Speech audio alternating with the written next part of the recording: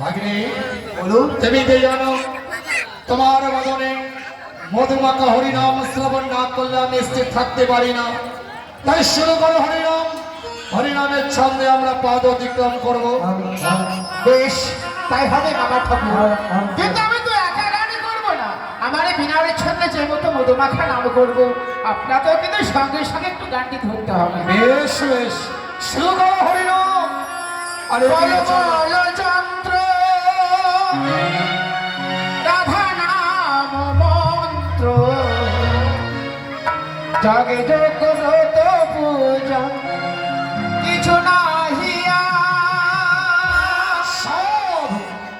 বলো চন্দ্র রাধা নাম মন্ত্র, জগে যোগ ব্রত পূজা কিছু নাহিয়া।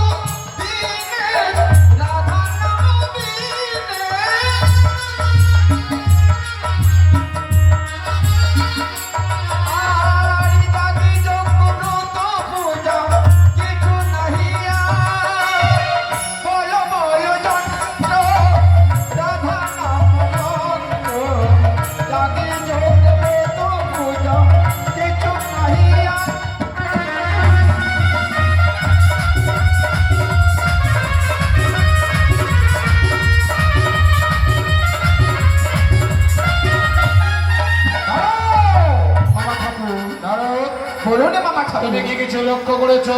না তো। যে দেখো সম্মুখে নদ, এই নদ কেমনে হইব মা?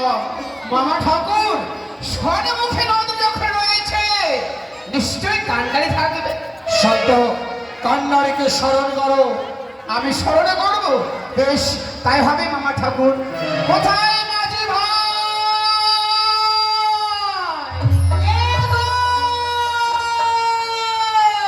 আমি দেবশ্রী নারদ। নারদ, সত্য? কি হয়েছে? কি হয়েছে? কেন এইভাবে ডাকছো? নিশ্চয়ই বলবো। আমার এই মামা ঠাকুর দেবাদেবের মহেশ্বর এপার থেকে ওপারে যাবে। তুমি দেরি না করে দড়ি খাও, ওপার থেকে এপারে নিয়ে এসো। তাই বুঝি? সত্যি তাই। আচ্ছা ঠিক আছে, ওপারে গিয়ে কথা হবে তাহলে। বেশ, দড়ি নিয়ে এসো।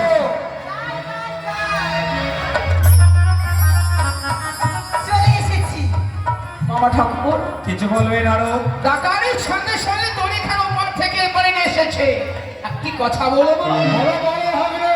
আপনার সঙ্গে পদ অতিক্রম করতে করতে আমি বড্ড ক্লান্তিত হয়ে পড়েছি।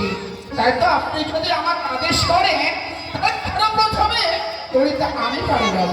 না নারদ, যে দেখো রহিয়া আছে চিহ্ন তরি, চিহ্ন তরিতে মামা ভাগ্নে কেমনে হইব মা? তুমি এক কাজ করো। বলুন। তোমার রহিয়া আছে ঢিকির বাহন, ঢিকির বাহনে এপার থেকে ওপারে যাবে, আর ওই চিহ্ন তরিতে আমি এপার থেকে ওপারে যাবো। আমার ঢেকিনি বাহনে আমি বাস থেকে উপরে যাবো। সত্য, এটা কোনোদিন হতে পারে? আমি জানি আপনি এই কথাটি আমাকে বলবেন। কি আর বলবো, হাইরে দুঃখের কপালে না আমার ঢেকিনি বাহনে করে আমি এপার থেকে উপরে যাবো। কিন্তু একটি কথা, বলো নারদ। প্রত্যহ দিন দেখা যায় নদীতে থাকে মাছি, কিন্তু ও তো মাছি নয়। কি বলতে চাইছো? কি আরে বলবো, আর আমার বলার কিছু নেই। চলো। নারায়ণ নারায়ণ। আচ্ছা, চল রে ঢেকি চল, চল রে ঢেকি চল, চল রে ঢেকি চল। সরকান্ডারি এই যে শোনো, এই মুহূর্তে তোমার তরিতে চাপবো, তুমি তরিখানা চালিয়ে দেবে। বন্ধ হয়ে হলো কৈলাসপতি। তাহলে আমি চালিয়ে দিই। ও তুমি গান্ধারী হও আমার নাগে, সব গান্ধারী হও আমার নাগে, মিনতি তোমায় করি, ভরা রঙে ঝড় উঠেছে তাই কাঁপে তরি আমার, ভরা রঙে ঝড় উঠেছে তাই কাঁপে তরি।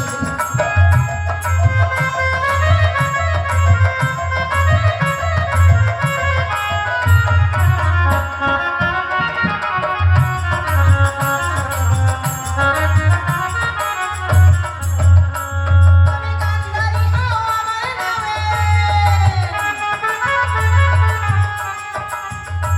তুমি গান্ধারী হও আমার নামে, মিনতি তোমায় করি, ভরা রঙে ঝড় উঠেছে তাই কাঁপে তরি আমার, ভরা রঙে ঝড় উঠেছে তাই কাঁপে তরি।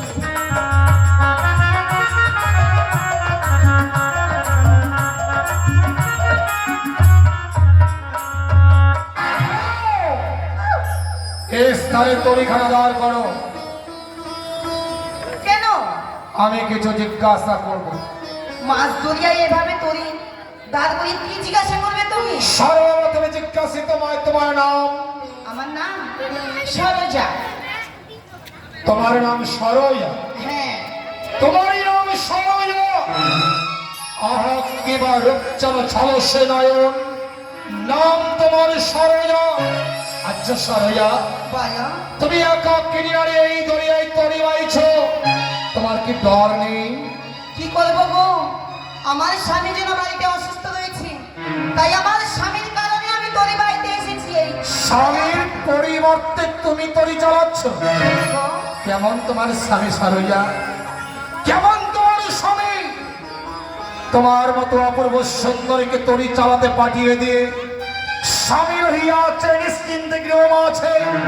আমি যদি নারী হতাম, আমার স্বামী যদি আমার স্বামী হতো, ঝাঁটা মেরে বাড়ি থেকে তাড়িয়ে দিতাম।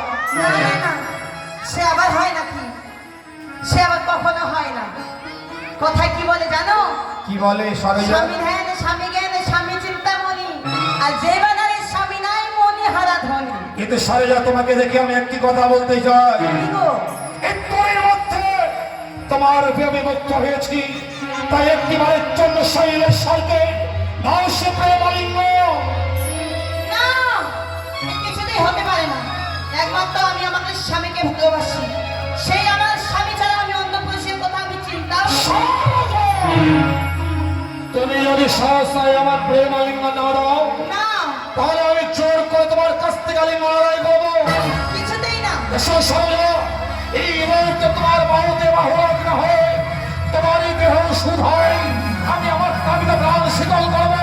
কাছে এসো, এসো, এসো সরয়া, কাছে এসো, ধরো, এসো, কাছে এসো, ধরো।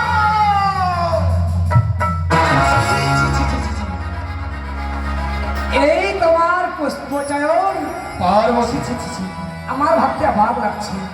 শ্মশানে বসনে থাকো বড় সদাই জ্ঞানহীন, দেবের দেবতা হয়ে তুমি নারীর অধীন। পার্বতী, কি বলতে চাইছো তুমি? শ্মশানে বসনে থাকো বড়, শ্মশানেতে বাসা এখনো যায়নি তোমার নারীর উপর নেশা। তোমার বাচ্চা করে নারী পুষ্পচয়ন করবার জন্য এসেছে এই কমল কাননে। এই তোমার সেই কমল কানন। পার্বতী, তুমি তোমার স্বামী দেবতাকে চিনতে পারোনি। আমি চিনতে পারিনি। তুমি চিনতে ভুল তুমি করেছো। কি বলছো? তোমার সঙ্গে এতদিন সংসার করার পর তোমায় আমি চিনতে পারিনি। পার্বতী, তুমি কি বলছো বলো তো? আমি বলতে চাই, তুমি আমায় বলছো সে আমি নারীর অধীন, আমি পরম বৈষ্ণব, প্রলয়ের কর্তা শৈলেশ্বর নারীর অধীন হতে পারে না।